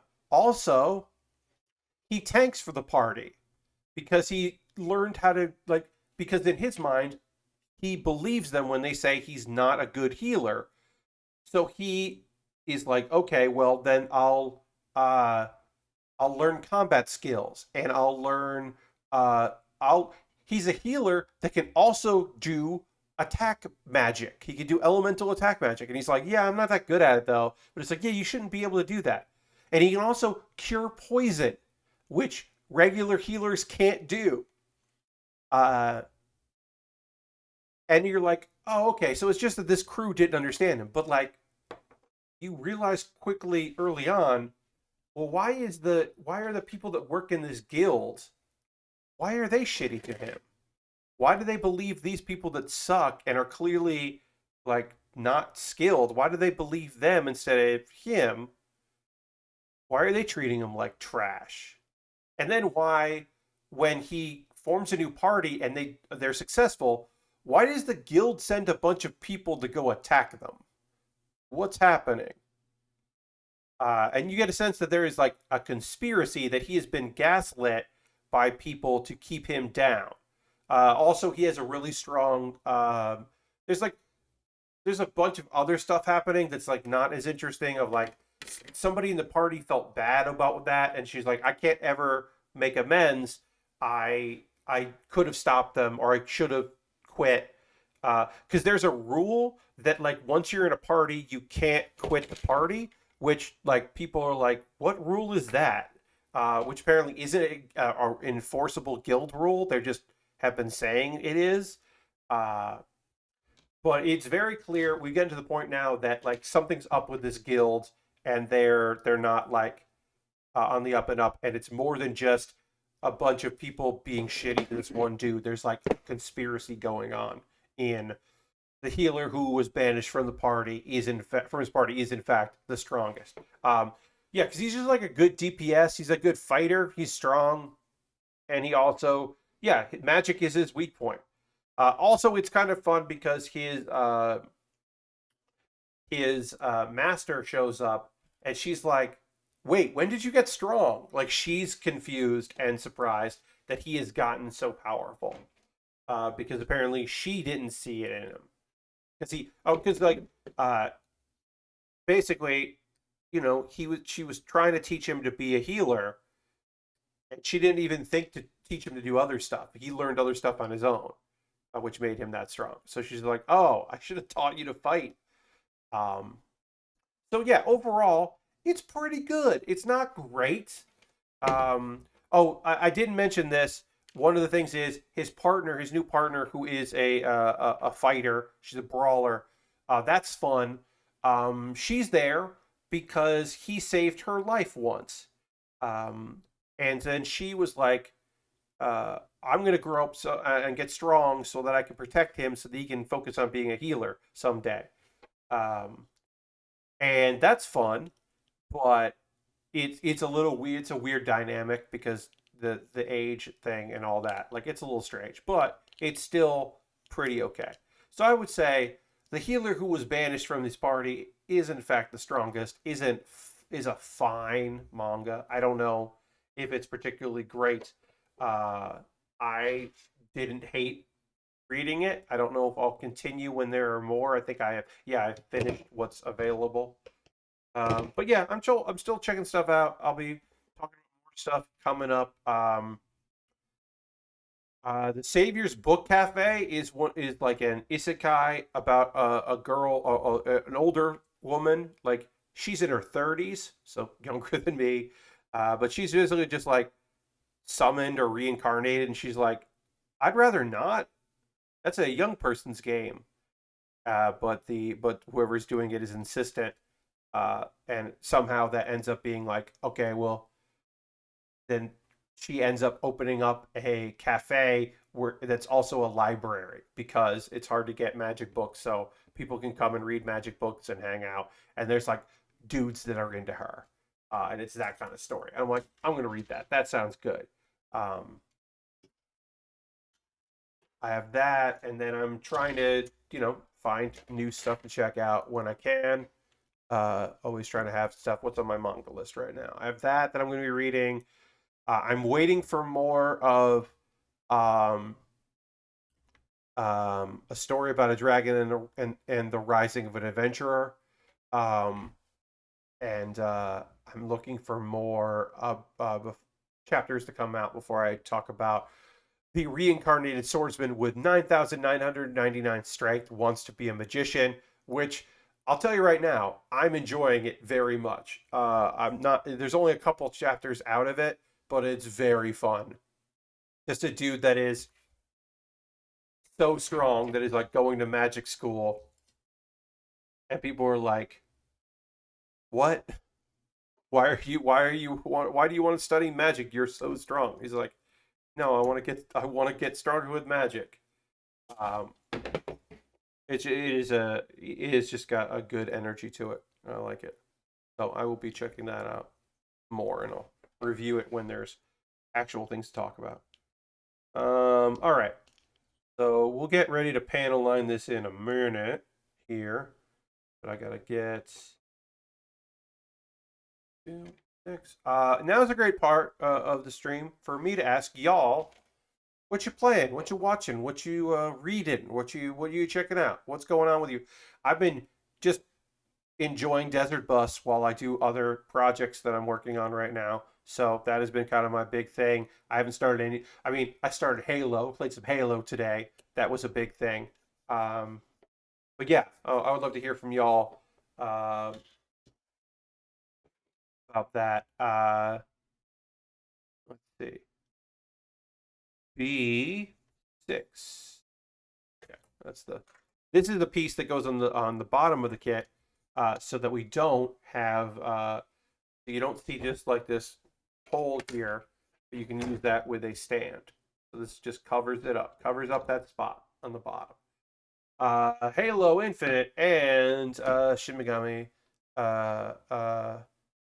Right, yeah, Shin Megami Tensei 5 is my day. Heck yeah! Hope you're enjoying Shin Megami Tensei. Um, Not my jam particularly, but I hope it's your jam. Lastbrook says, I caught up on my Hulu, so I finished the finale of What We Do in the Shadows and Why the Last Man. Probably gonna pop a Comixology trial to reread the comic. Ooh, that's a good call. Yeah, get that trial in. Kind of like I said, my Netflix month. I do that. Get the month, catch up on what I haven't. What I missed out on. The wrong piece, right? I need H110. This is not 10. A different piece. I'll need this later, so I'll put it over here. Read the wrong number. Grab the wrong thing. I need this side panel piece. Ristovan says, since it was mentioned on the Waypoint podcast, I watched the first 2 episodes of Other Side Picnic. Also, Shin Megami Tensei 5. So a weird weekend. Yeah. Other Side Picnic is just a little too surreal.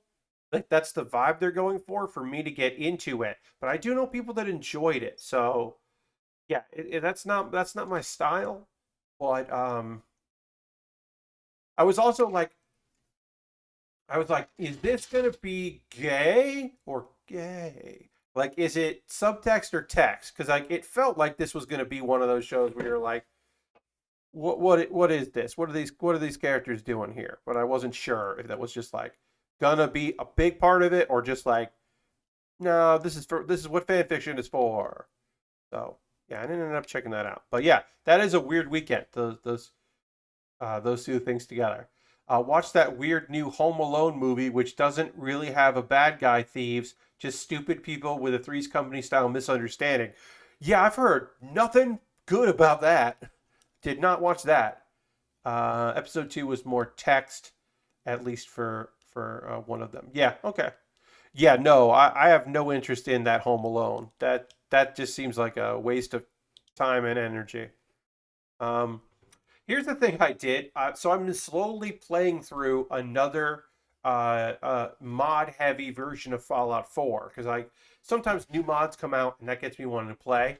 Well, I talked a little bit about how they're recreating Fallout New Vegas, so the modders are in Fallout 4. So that was enough to get me back into Fallout 4 to just play more of it. Um, Here's the thing modders haven't been able to do: fix a thing that is still broken in Fallout 4. Like people talk about like, look, I understand there's some shit in that game that doesn't work, that's messed up, and modders have been able to fix a lot of that stuff.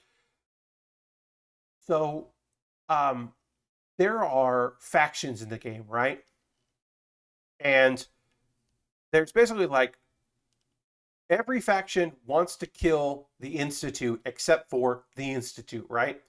So you have three different groups you can side with to take on the Institute, right? Okay, so if you want to take out the Institute, you can do it with the Brotherhood of Steel. Well, also the Brotherhood of Steel doesn't like the Railroad, so you're eventually going to have to take out the Railroad, who care more about synths than they do about people. If you're with the Railroad, you want to save a bunch of synths, you got to take out the Brotherhood of Steel. The Minutemen don't really like the Brotherhood of Steel, but they kind of don't care. They don't have a problem with the Railroad. They hate the Institute. Also, if you go down the Brotherhood of Steel route, eventually you're taking over places that you might have, settlements that might have been from the Minutemen. It's a whole thing. So the game understands that, right? And the game is like, if you like these people, you can't like these people. There's a way to kind of make peace between all the three factions if you want to take out the Institute. If you like the Institute, you don't want to help anybody. It works. Except if you never meet the Brotherhood of Steel. If you never meet and work with at all the Brotherhood of Steel, other than like running into some knights are out there, they're not hostile to you, but it really fucks up the game. And I will spoil a thing in this very old video game to tell you about this thing that happens. Uh, in Fallout 4, there is a synth that works, a known synth. She's not undercover, she's known. Glory. She is a synth that works with the Railroad. If you follow a path where you are going down the Railroad storyline, uh, eventually she dies. You cannot prevent her death. There's a big battle. It's a three-way fight. You get involved in it. She dies.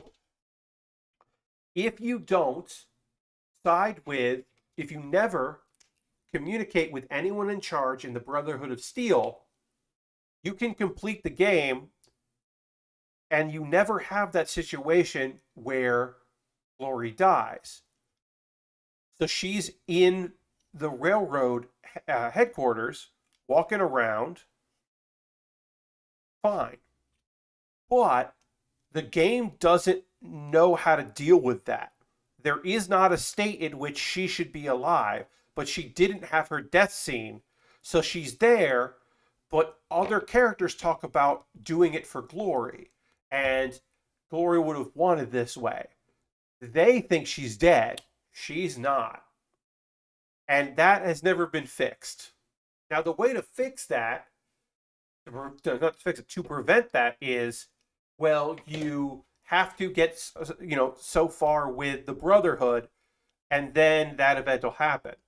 There's no good way to not have her die, as far as I can tell. Um, and it should have been fixed. That is a bug that should have been patched a long time ago. There should be a way, because really, they don't. Because it's all triggered by the fact that, like, when you go to the institute the first time, you shouldn't, in cold blood, murder the head of the institute and then fight your way out of the institute. You shouldn't do that. Uh, but you can. They make it very hard for you to do that, but it's totally possible to do that, because I have, and I will do it again. Because it's the most fun way. Is this character who's like, hey, you have to trust me. You have to give me time. This is going to work out, and you're going to see that we're great people. And you go, okay, and then they walk away, and you murder them. You're just like, yeah, you didn't take my guns, so we're gonna finish this here. And it's cold blooded. Does not expect you to do that. The game is not really sure what to do at that point, and like I said, it's just very funny. There's like they still never fixed that shit, and maybe there's no good way to do it. But like, there should be a thing where she isn't there anymore, and then she died off screen, like off screen, But instead, she's just walking around, and they're just like, yeah, it's too bad what happened to her, huh? Complete nonsense. Okay. I'm going to build the weapon for this. We only have one weapon here, and then there's the arms thing that is also a weapon. But we'll build the gun here, and then we'll take a photo, because we have gotten body complete on this kit, other than the extra armor. But we have done the rest of it. So we'll put that there so you can see while I put together this gun. It's only 3 pieces, so it's pretty easy to put together. Kind of wish it was a little more detailed. It's okay that it isn't, but wouldn't mind if it was. I'll have a little bit more detail. Anyway, I'm talking about a very old video game. I talk about Fallout 4, but it is very funny that they still can't figure that shit out. Just can't. Also, there's like a settlement where there's like a mystery you have to involve, and you have to like choose sides on those people. And the quest doesn't happen if you beat the game. If you got to do it first, and I forgot to do it first this time. So there's just like a whole quest that I can't complete, which is fine. It's a minor one, but I don't get to meet Honest Dan. Honest Dan is despawned in the world. Can't fight Honest Dan or find Honest Dan. It's a shame. I like that dude. The fun character that's only in one mission in the game, and it's kind of weird. But I like that. I want him to show up in something else. Anyway, gotta build this gun. Yeah, so anybody do anything else out there? Anything fun game-wise? Let me know, or reading stuff or watching stuff. I'd love to hear from y'all about what you're into and up to. I like hearing it, so feel free to let me know. Wednesday's bonus stream will be Jackbox Party Pack 8. We're going back to Jackbox Party Pack 8. It's new. It didn't come out that long ago. We've only done it once so far. Playing Jackbox on Wednesday, because I'm not streaming the following Wednesday, because that's the day before Thanksgiving. So this Wednesday, we'll be playing some Jackbox games, and I think it's going to be fun. I think you will like it. I think you'll have a good time playing some Jackbox with your friend Pat. I love this. Oops, came off there. I love this strange gun. I love this like underhand weapon. I think this is very cool. It is a cool device. It does have one other thing we can put on there. But yeah, I just love the style of it. See there. We'll just put it on the side so you can see it. I love the style of it. I love the holding it above. That is just cool. And then we got to put one more piece on there, and then we'll take a photo of that. And we can get started on the armor.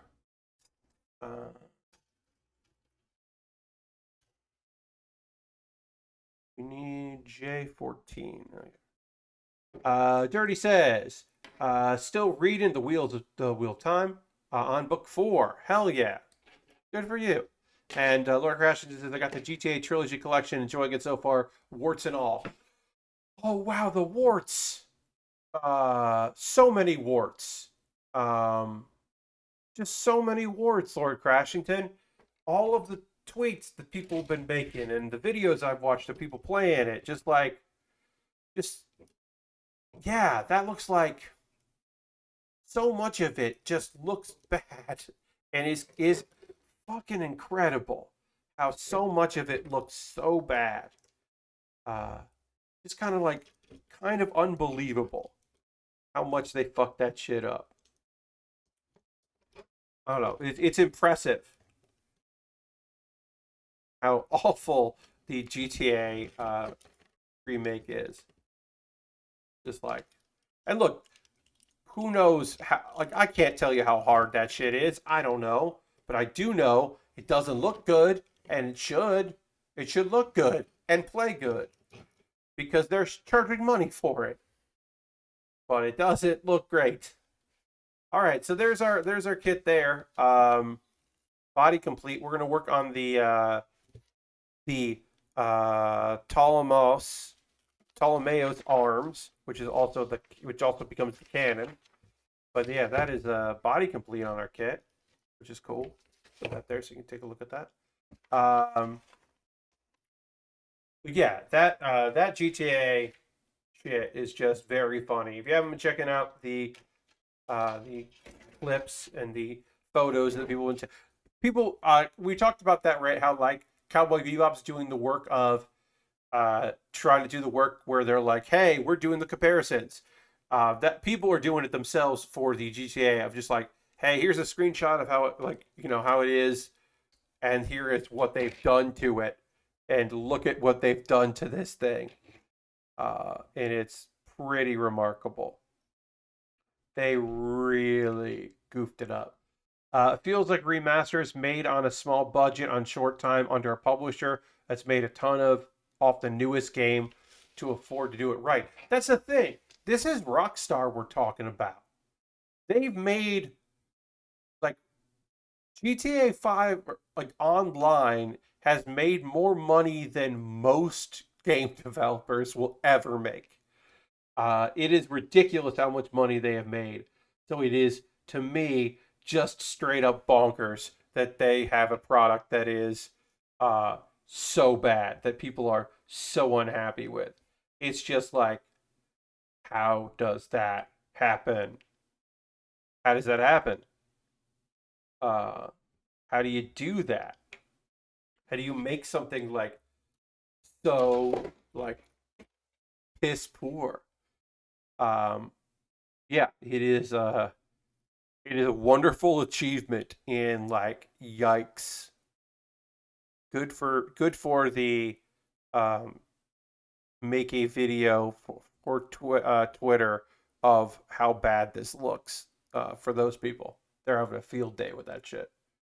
Um, Also, it's $60. Yes, also it's $60.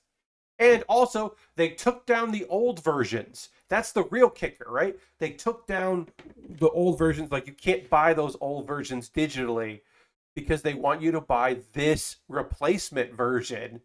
And then the replacement is worse. Fuck that. Seems like most of the issues are in the San Andreas so far with how much stuff it is to cause issues.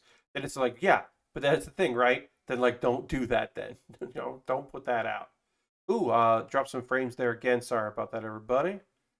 If you're watching this later on YouTube, you don't know anything about that because everything looks fine to you.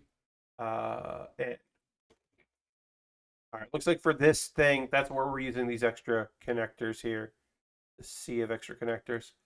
Um, I wonder if we're seeing the most issues with San Andreas because that's the only one the that's on Game Pass. Yeah, I don't know. I don't know if that's why. If that's just like, yeah, what people are looking at the most.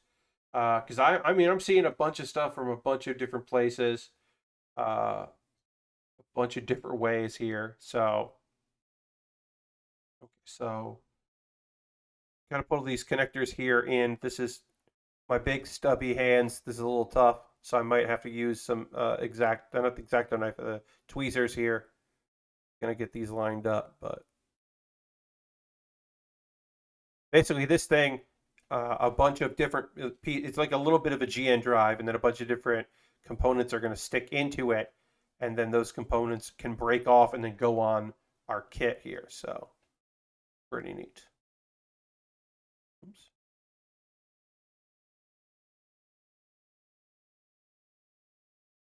But yeah, I don't know. That thing just seems like a mess. I look forward to hearing more. I look forward to hearing a little bit about it. I imagine on the Giant Bombcast tomorrow. I feel like they'll have something to say about it. I did see a shot of the donut shop, that the big donut and a big bolt on top in the building. They smoothed out the roundness of the donut to look better. Yeah, but then did the same thing on the bolt. Yes, and you can see like you can see the sides where it was originally. Yeah, they just put a smooth over both of it, and like, yeah, it just feels like that was a huge undertaking that maybe they didn't need to do, and they shouldn't have done it if they were going to put it out in that state. Like they did. No one was like, look, here's the thing. I'm sure there were people demanding it, but how many people were demanding it? So if it was a thing where you're like, we're going to do this, and then you're like, oh, this isn't good, and like you delay it or cancel it, but you don't like put it out shitty. Also, I feel like of the three, San Andreas is the one people are going to probably play more because it is the most modern of the three. Uh, Maybe. I don't know. Whatever. I don't know. I feel like San Andreas is the one I would play if I was going to play that collection, which I don't think I would. I don't think I would at all. I mean, I didn't get it. So that's an indication that I'm probably not. I'm certainly not the target for it because I do have a nostalgia for those games, but not enough to interest me to spend $60 on it. Yeah, I don't know. Try not to be negative about these things, but also like you gotta be able to laugh at that shit because it is ridiculous. It's just weird. It's fine to not get it to be like, you don't have to get angry about it, but it is like you gotta be like, oh come on, come the fuck on. All right, so I gotta line this all up right, just right. Get this all connected. Come on, connect all of these things together.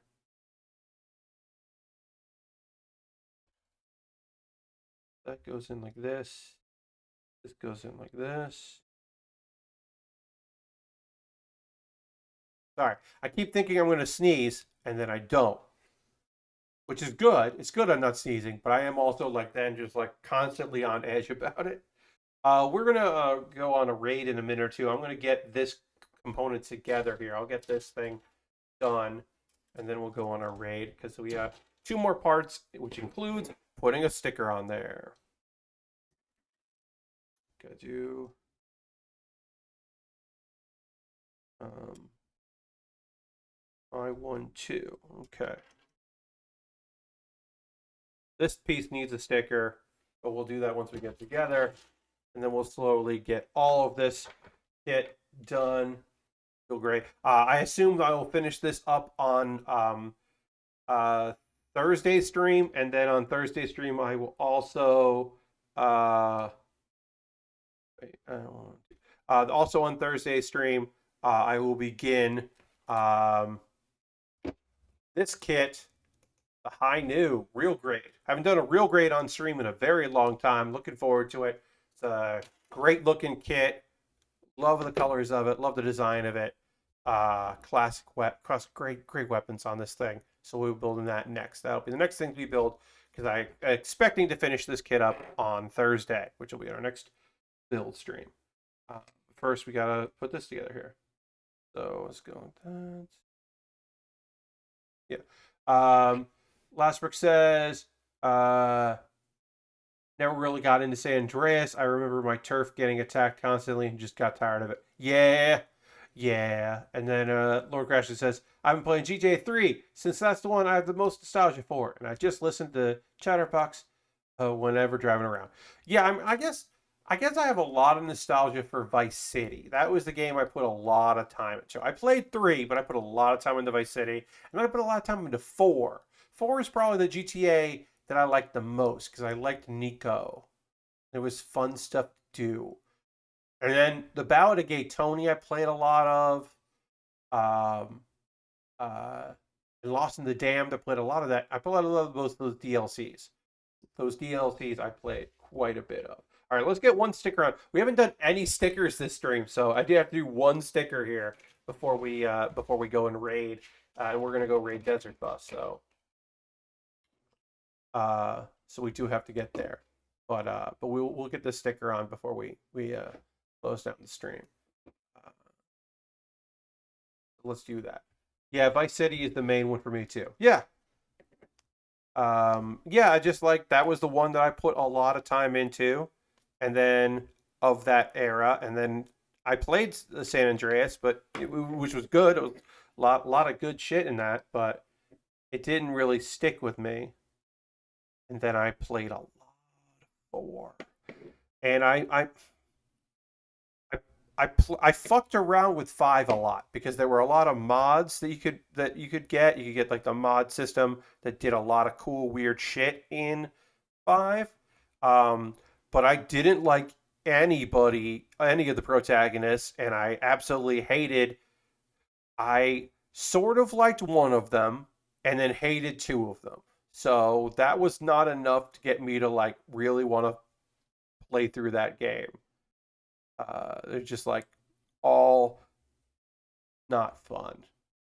So okay, so I got our sticker on here, just one sticker. We'll panel line that later, or I might do it off stream. But that is gonna do it for this stream. We'll finish this kit up on Saturday, and then we will start a new kit and do a real grade for the first time in quite some time here on stream.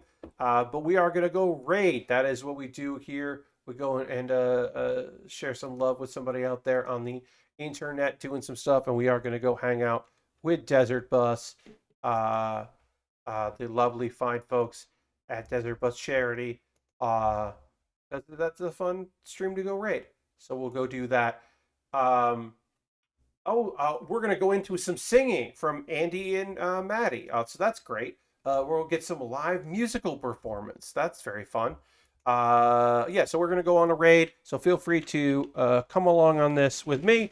If you're new here, if you hung around tonight from any of the raids that happened, because there were 3 raids, which is just wonderful. If you came from any of those raids, thank you so much for being here. Consider giving me a follow, checking me out again. I will be streaming on Wednesday playing Jackbox. You can play Jackbox Party Pack 8 with me and members of the chat. And then on Thursday, I'll be continuing where I left off on this kit. All my streams start at 9 p.m. Eastern Time.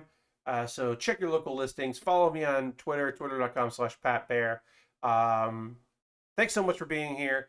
We'll get this raid going, so feel free to click that button so you can come on this raid. We're going to go to a charity fundraiser where you can donate and win some prizes, and they do a bunch of weird stuff while I play a terrible video game that was never actually released, Desert Bus from Penn and Teller's video game that never came out.